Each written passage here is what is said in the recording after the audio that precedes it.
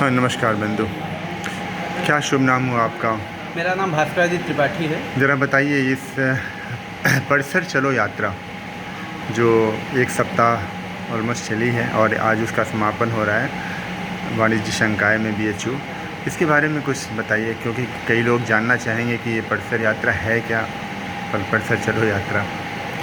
देखिए, जो शैक्षिक परिसर हैं हाँ। उनमें छात्रों की कोरोना के बाद जो उपस्थिति घटी है, जो शैक्षिक गुणवत्ता प्रभावित हुई है, उसे फिर से उस स्तर पे लाने के लिए, उसको गुणवत्तापूर्ण बनाने के लिए अखिल भारतीय विद्यार्थी परिषद ने एक अभियान लिया है, परिसर चलो अभियान। उसी अभियान के निमित्त अखिल भारतीय विद्यार्थी परिषद काशी प्रांत का यह परिसर चलो यात्रा 1 जुलाई से 6 जुलाई के मध्य चली। यह यात्रा काशी प्रांत में 2 स्थानों से प्रारंभ हुई। एक यात्रा अमेठी ज़िले से प्रारंभ हुई और एक सोनभद्र के दुद्धी नामक स्थान से प्रारंभ हुई। जो यात्रा दुद्धी से चली वह यात्रा आज यहाँ काशी हिंदू विश्वविद्यालय में उस यात्रा का समापन होगा, और जो यात्रा अमेठी से चली उसका समापन प्रयागराज में इलाहाबाद विश्वविद्यालय में होगा। तो यह जो 2 यात्रा है वह काशी प्रांत के विभिन्न ज़िलों को छूते हुए वहाँ चौपाल के माध्यम से, परिवारों में संपर्क के माध्यम से किस प्रकार से परिसरों में छात्रों की उपस्थिति बढ़े, कैसे छात्र परिसर की ओर अधिक प्रभावित हों, कक्षाओं में फिर से लौटें उस स्तर पे।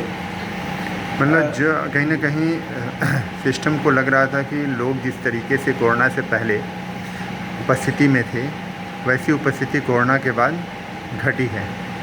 बिल्कुल। इसी चीज़ को लेकर जैसे कोरोना के समय जो ऑनलाइन शिक्षा का बहुत ज़्यादा प्रचार प्रसार हुआ, उस पर जोर दिया गया, उस समय तत्कालीन परिस्थिति के हिसाब से वह सही था।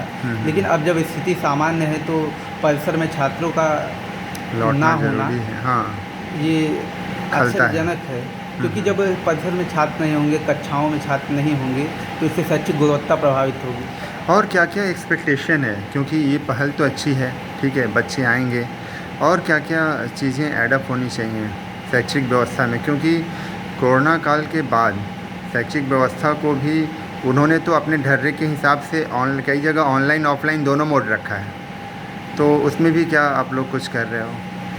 देखिए, ऑनलाइन और ऑफलाइन दोनों मोड वो तो आपकी सुविधा के अनुसार था, उस समय की परिस्थिति के हिसाब से। लेकिन अब की कक्षाओं में छात्र कैसे आ सकते हैं, जो आपकी कक्षा है वो कैसे नीरस ना रहे, उसमें छात्र क्या आप करना चाहिए, क्या नवाचार करने चाहिए कि छात्र कैंपस आएँ, सुधरे। तो अच्छा, एक बात बताओ, जैसे अटेंडेंस जो डाला जाता है कि 75% अटेंडेंस और ये सारी चीज़ें, तो उसके पे भी कुछ कहना चाहोगे? जी बिल्कुल।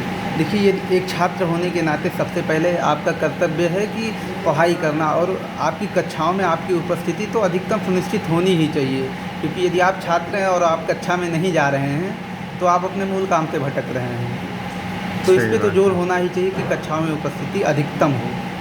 चलिए, बहुत बहुत धन्यवाद।